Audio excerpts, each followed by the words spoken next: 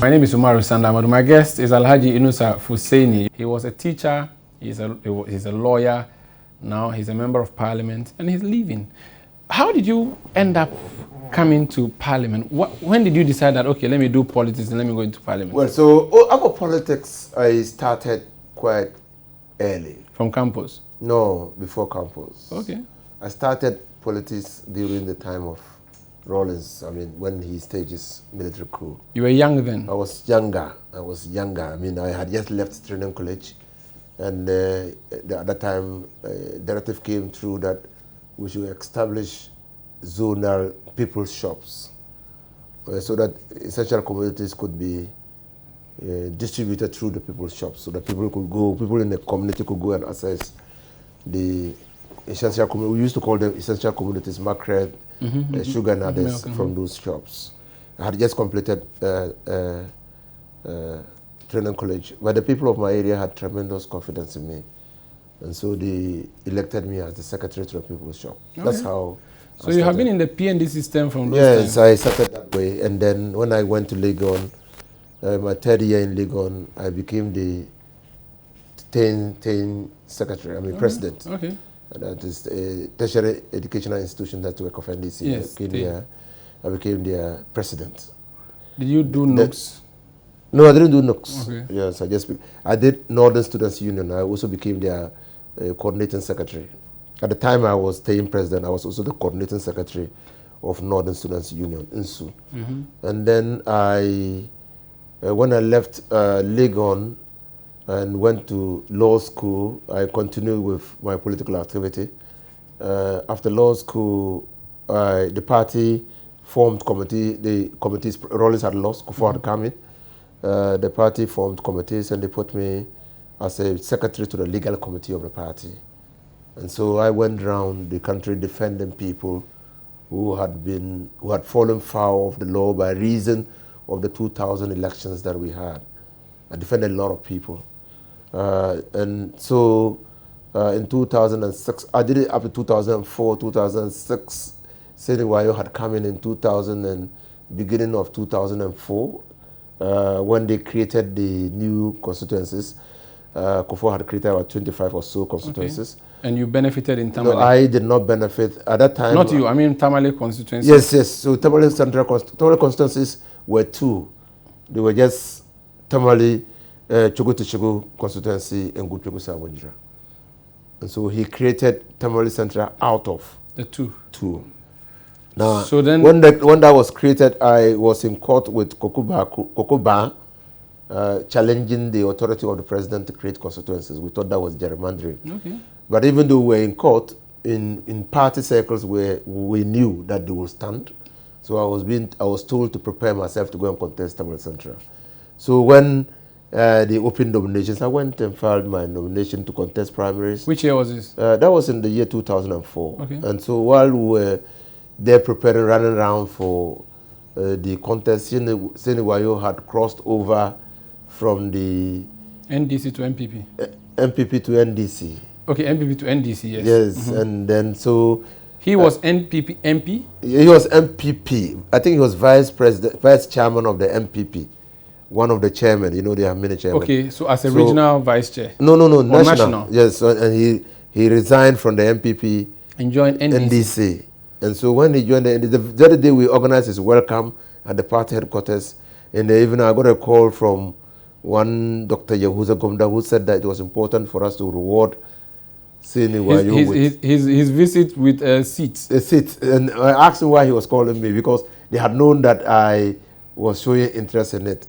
But obviously it appears to be that it was a big conspiracy within the party that they should reward Seniwayo with that seat. And spite the MPP. In spite, I don't know. I'm saying and spite the MPP. What they told me then was that they wanted to reward him with a seat, Tamale Central seat. So, I had said that I wouldn't step down for Seniwayo because I thought that I had also earned my right to contest for the seat, until the late Professor Mills called me a day to the primaries. And so you were going head to head with him? Yeah. I was not going head to head. I was clearly ahead of him. Because But he was in the contest. He was in the contest. We were three, Seniwayo, Kunkundana, and myself. We were three. But I was clearly ahead of Seniwayo. I don't know if Kunkundana was clearly ahead. So it was a new constituency. It was a new constituency. So, okay. So Professor Mills then called me the day before the primaries and impressed upon me to step down for Seniwayo. Now I asked him two basic questions. What party were we building if we were not rewarding loyalty and commitment?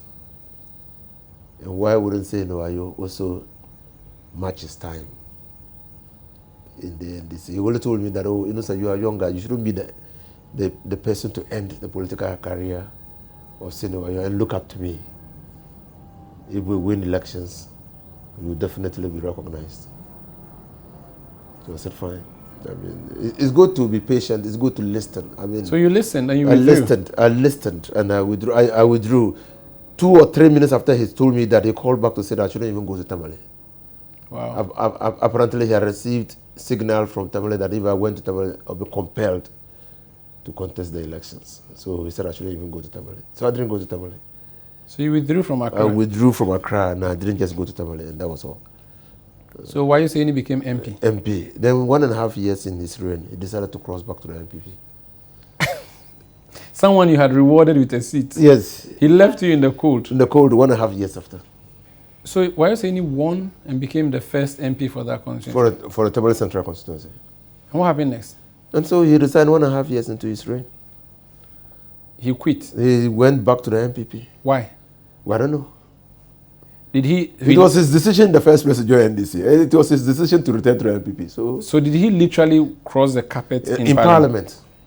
Where were you that day he did I was in court. I was defending NDC guys in court. And my phones were off. Then after the case, I came out of court and put on my phone, and I was literally bombarded with calls from my colleagues in Parliament. Haruna Idrisu was the first person to call me and said, my brother, you have to prepare to go to Tamale and contest the elections. I said, why? He said, you know why? I just crossed carpet. Backben called me. Many people were calling. Tamale people were calling. So, I mean, that I couldn't continue with the cases I was doing that day because I was overcome with emotion. And then, you know, if somebody crosses carpet, Electoral Commission has a number of days to conduct the elections. So we just went into action. I went to see President Rawlings. He said, well, go and contest. I mean, we will support you. And I went to see Mrs. Rawlings. She gave me 2 vehicles. Wow. Go and contest, and pins. I want to call them what? La Paix.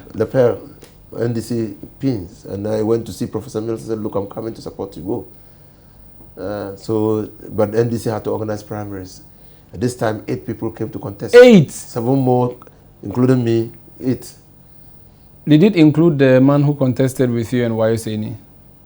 Yes. Okay. Yes. Included Mutala. This current one who wants to replace you? Yes. He has always been on the sidelines. Yes. He contested me twice. Wow. Yes. And then you won? I won. So you won the primaries and you won the main election? Main election. Wow. Yes. Yes. Were you in touch with Wayoseni after that? Did you speak? Well, Wayoseni incidentally is my in-law. Married my sister, my cousin. So did you speak to him about why he did what he did? Well, I couldn't because he's older than me. Oh, he's a senior. And he's my in-law. Oh, so you I couldn't go and, first of all, he's older and my in-law. How could you, that would be impunity. Do you remember the percentage by which you won the first elections? The first election, MPP did not contest. They rallied behind Seniwayo. So Seniwayo came in as independent. Oh, really? That's what he did? Yes. He withdrew from the election. He crossed carpet to the MPP. He couldn't contest on the ticket of MPP. He contested as an independent with the orange as a symbol. And NPP did not fill the candidate. They supported him? They supported him. You beat him nicely? Mercilessly. You beat your own in-law? Yeah, well, he had decided, when he said he was not going, when he said he was going... You left him to go. But now that he's coming as an opponent, I see. Yeah. So when you entered Parliament, how was the feel like? Well, it was good. I mean, I was... So you came in as a by-election MP? MP in 2006. I was sworn in on... that was the year I was finishing secondary school. Second May or so, I was sworn in. But because I was already active on the political scene... You knew your way around. I mean, I didn't go to the back bench. Okay. I just came and took Seniwayo's seat, which was front bench. Apart from the Committee on Finance, which he was on, which E.T. Mensah took away from me. He was a whip. E.T. Mensah was a whip. Yes. All other committees, they left me on. And they added me the Constitutional, Legal and Parliamentary Affairs Committee. Which you are serving on up to now. Up to now. And then they made me deputy ranking to the Constitutional, Legal and Parliamentary. So yes, I just came to Parliament in leadership position. So you knew your way around? I knew my way around, and I started debating on the floor of the House. I mean, I debated. Lawyer Fuseni. Yes, and you know, the first time I got up, I was just, instead of Mr. Speaker, I was saying, my Lord. They said, oh, don't worry, because you make the transition. And Nana Akufo-Addo was the Foreign Affairs Minister. I remember I debated him so many times on the floor of the House. I see. Yes, I yes, see. yes.